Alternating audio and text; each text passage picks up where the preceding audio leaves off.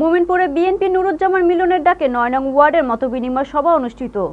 Rangpur মুমিনপুরে BNP Nuruzzaman মিলনের ডাকে ৯ নং ওয়ার্ডের মুক্তারপাড়ায় মতবিনিময় সভা অনুষ্ঠিত হয়েছে।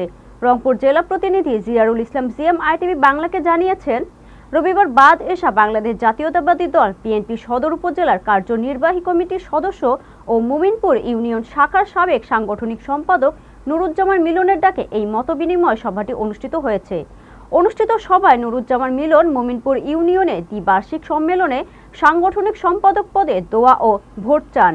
তিনি বলেন, ফ্যাসিস্ট আওয়ামী লীগ সরকার থাকাকালীন আমি অনেক নির্যাতনের শিকার হয়েছি, বিএনপির জন্য জেলও খেটেছি। তিনি সবার উদ্দেশ্যে বলেন, টাকা দেখে কেউ প্রার্থী নির্বাচন করবেন না, আপনারা ত্যাগীদের মূল্যায়ন করতে শিখুন। আর আমি যদি মুমিনপুর ইউনিয়নে সাংগঠনিক সম্পাদক পদে নির্বাচিত হই, পূর্বে যেমন আপনাদের জন্য অনেক কিছু করেছি, নির্বাচিত হলে আরও বেশি কিছু করার চেষ্টা করব।